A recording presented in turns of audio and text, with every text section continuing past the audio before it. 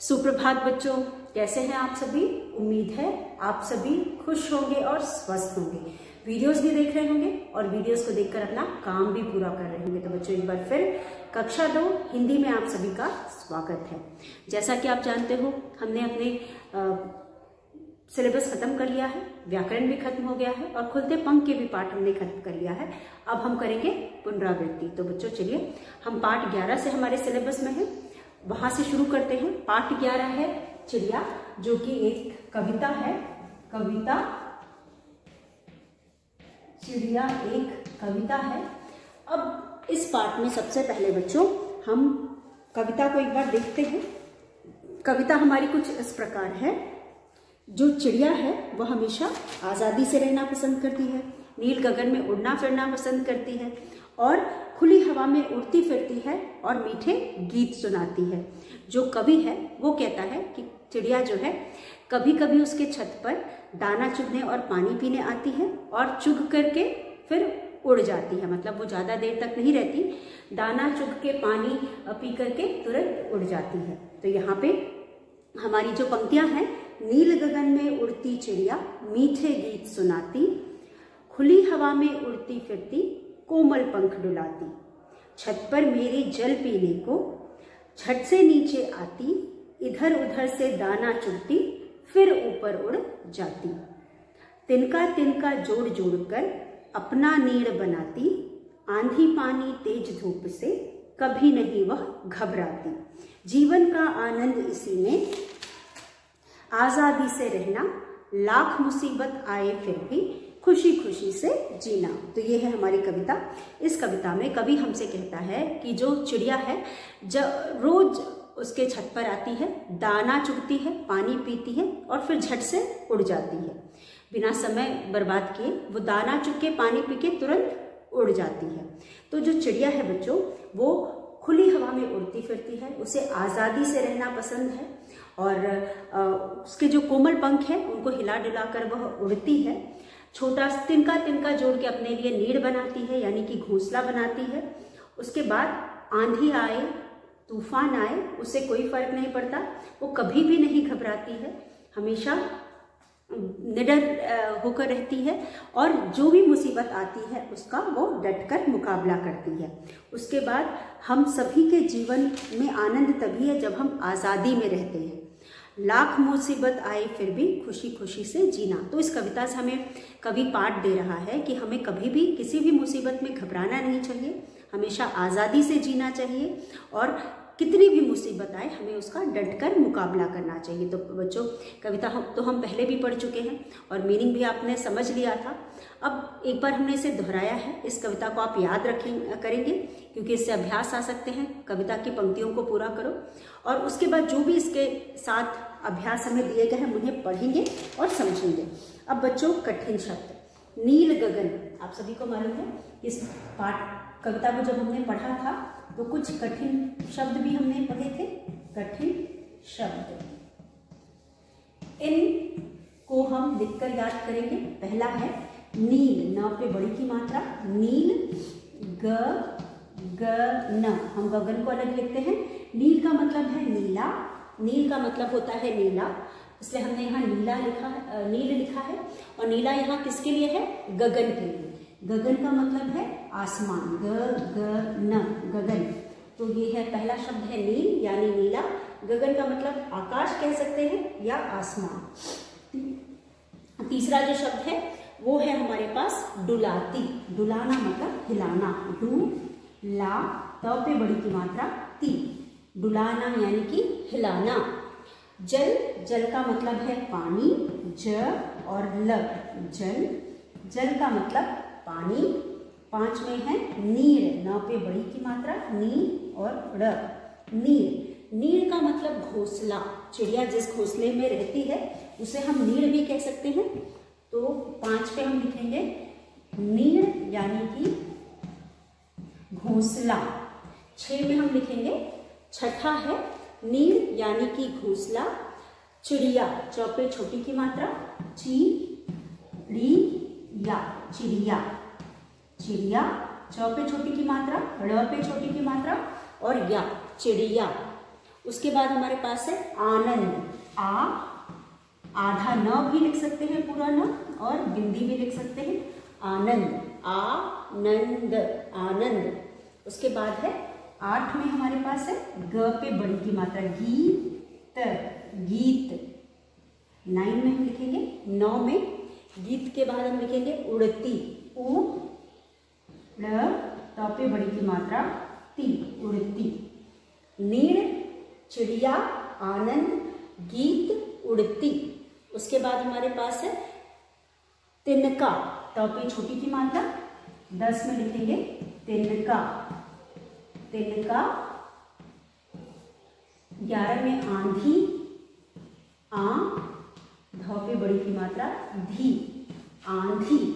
11 में लिखेंगे आंधी। उसके बाद आजादी, 12 में लिखेंगे आ, ज पे आ की मात्रा, जा, दी, आजादी। 13 में लिखेंगे मुसीबत, म पे छोटे की मात्रा, मु, स पे बड़ी की मात्रा, ब और त, मुसीबत। तो ये कुछ शब्द हैं जो हमने कविता में पढ़ा और समझा था। एक बार फिर हम इसे देख लेते हैं।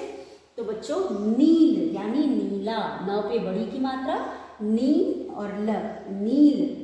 ग ग न, गगन यानी आकाश या आसमान भी कह सकते हैं। डुलाती, डुलानी, डुलाना मतलब हिलाना। जल यानी कि पानी। नीड़, नीड़ का मतलब है घोंसला, घोंसला। चिड़िया, चिड़िया पक्षी। आनंद यानी खुशी। गीत गाना। उड़ती, उड़ना। तिनका यानी छोटे छोटे कण। आंधी, आंधी तेज हवा को हम आंधी कहते हैं।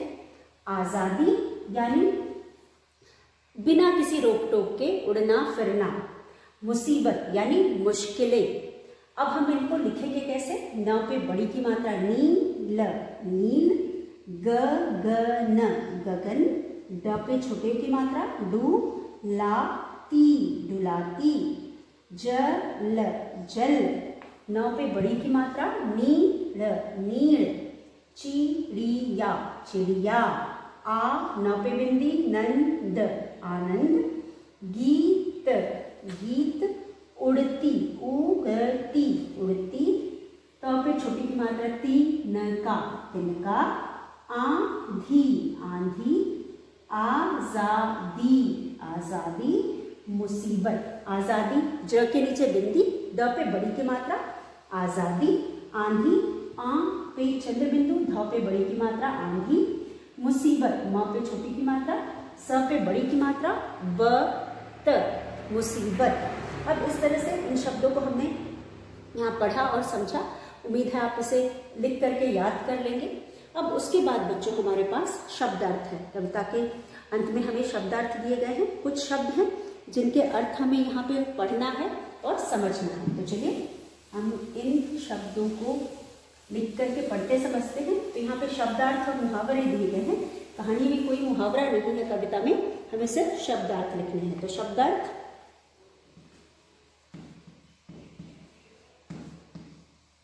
शब्दार्थ एक साथ में मिला के भी लिख सकते हैं। शब्दार्थ, आ की मात्रा और थ, शब्दार्थ हो गया। यहाँ पे एक बार फिर अच्छे से मिटा करके लिखते हैं। शब्द और अर्थ, श, आधा ब और अ, थ, शब्दार्थ हो गया। हम इसे लिखते हैं। यहाँ पे पहला हमारा है, पहला जो हमारा शब्दार्थ है वो है नील। नील मतलब पहली पंक्ति में नील लिखा था, नील का मतलब नीला। न पे बड़ी की मात्रा, ल पे आ की मात्रा, नीला। दूसरा शब्द है गगन, ग, ग और न, गगन।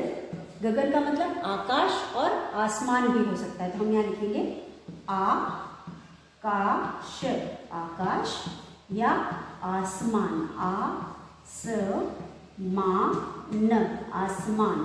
ठीक है। उसके बाद हमारे पास 3 है। तीसरा, तीसरे में हमारे पास है, तीसरे में है कोमल। कोमल मतलब मुलायम, को, म, ल, कोमल यानी कि म पे छोटे की मात्रा, ला य म मुलायम, कोमल यानी कि मुलायम। उसके बाद 4 में हम लिखेंगे, चौथा हमारा है डुलाती, ड पे छोटे की मात्रा, डू, ल पे आ की मात्रा, त पे बड़ी की मात्रा, डुलाती, डुलाना यानी हिलाती, हिलाती या कह सकते हैं हिलाना। डुलाती का मतलब, डुलाना मतलब, डुलाती का मतलब हिलाती, हिलाना। उसके बाद हमारे पास है जल, जल का मतलब हम 5 में लिखेंगे ज और ल, जल, जल का मतलब पानी, पानी, पानी। 6 पे हम लिखेंगे जल, पानी, 6 पे लिखेंगे नीर, न पे बड़ी की मात्रा, नी और र, नीर, नीर का मतलब घोंसला, घ पे ओ की मात्रा, घो स ल पे आ की मात्रा, ला, घोंसला। नीर का मतलब घोंसला। आनंद, आनंद का मतलब 7 में हम लिखेंगे आनंद, आनंद का मतलब हर्ष हो जाएगा, हर्ष या खुशी, ख पे छोटे की मात्रा और श पे बड़ी की मात्रा, खुशी। तो ये शब्दार्थ है जो हमने पाठ में पढ़े, तो चलिए इसे भी समझ लेते हैं। नील, नीला, पहले भी मैंने आपको बताया, नील का मतलब नीला। उसके बाद हमारे पास है गगन, गगन यानी आकाश, अंबर या फिर आसमान, अंबर भी हम बोल सकते हैं, आसमान भी बोल सकते हैं और गगन भी बोल सकते हैं। तो गगन का मतलब आकाश, आसमान, अंबर। फिर कोमल, मुलायम, कोमल, मुलायम, चिड़िया के जो पंख होते हैं वो कोमल होते हैं यानी कि मुलायम होते हैं, जिनको हिला करके वो उड़ती है। उसके बाद है डुलाती यानी कि हिलाती, डुलाना यानी हिलाना, डुलाती यानी कि हिलाना। जल यानी पानी, जल का मतलब पानी, पानी जो हम पीते हैं और पानी सभी जीव जंतुओं के लिए बहुत जरूरी है। नीड यानी कि घोंसला, घोंसला जिसमें चिड़िया रहती है, रहती क्या है, वो घोंसला अपने अंडे देने के लिए बनाती है और जब अंडे निकल जाते हैं, चूजे अंडे में से निकल जाते हैं तो घोंसले को छोड़कर चली जाती है। यहाँ पे नीड यानी कि घोंसला। आनंद यानी कि खुशी, खुशी यानी हर्ष। तो पूरी कविता में हमने देखा कि जो चिड़िया है वो बहुत आज़ादी से जीती है और उसके जीवन का आनंद या फिर उसका सब कुछ उसकी आज़ादी में है। तो चिड़िया तभी खुश रहती है जब वो आज़ाद रहती है। चिड़िया कभी भी किसी बंधन में रहना नहीं पसंद करती क्योंकि वो खुले नीले आसमान में उड़ती फिरती है, आज़ादी से उड़ती फिरती है। इसलिए अगर हम उसे बंद करके रखें तो वो उसे बिल्कुल नहीं अच्छा लगता। और इस कविता से कवि हमें ये भी बताना चाहता है कि हमें भी हमेशा आज़ादी से रहना चाहिए और कोई भी मुसीबत आए, जिस प्रकार चिड़िया कोई भी मुसीबत आती है उसका मुकाबला डटकर करती है, कभी परेशान नहीं होती है, हर मुसीबत में वो डटकर खड़ी रहती है और उस मुसीबत से बाहर आती है। उसी तरह हमें भी किसी भी छोटी या बड़ी मुसीबत से घबराना नहीं चाहिए, उसका डटकर मुकाबला करना चाहिए और कभी भी हिम्मत नहीं हारनी चाहिए। ये कविता पढ़ करके हमें कवि प्रेरणा दे रहा है कि हमें हमेशा आज़ादी से रहना चाहिए और कभी भी किसी भी मुसीबत से नहीं डरना या घबराना चाहिए, बल्कि उसका डटकर मुकाबला करना चाहिए। तो बच्चों, इस तरह से आज हमने कठिन शब्द पढ़े, आप उसे लिख करके अभ्यास करेंगे, लिख करके बोल करके पढ़ करके उसका अभ्यास करेंगे। उसके बाद आज हमने शब्दार्थ पढ़े, शब्दार्थ को भी आप लिख करके पढ़ करके इसका अभ्यास करेंगे। और बच्चों, अगले वीडियो में हम आगे का अभ्यास करेंगे। इसके बाद हम इस पाठ का प्रश्न उत्तर करेंगे और उसके बाद वाक्य बनाएंगे। इसके अलावा कुछ हमें व्याकरण संबंधित प्रश्न बुक में भी दिए गए हैं, उसे भी करेंगे। तो आगे बढ़ने से पहले आज आप कविता को याद करेंगे, क्योंकि जो भी कविता हमारी किताब में दी गई होती है उसे याद करना चाहिए हमें। इससे हमारी याद करने की भी क्षमता बढ़ती है। और उसके बाद याद करके सुनाना चाहिए, जब भी मौका मिले आप उसे सुनाएं। स्कूल में नहीं सुना पा रहे, घर में किसी को भी सुना सकते हैं। और जो भी यहाँ पे कठिन शब्द और शब्दार्थ हमने यहाँ दिए हैं उनको भी आप लिख करके याद करोगे। आप लिख करके याद करोगे तो आपको मात्राएं भी आएंगी और चीज़ों को आप भूलोगे भी नहीं। तो इसी प्रकार बच्चों धन्यवाद। अगले वीडियो में एक बार फिर मिलेंगे, तब तक आप इसे लिख करके इसका अभ्यास कर लीजिए।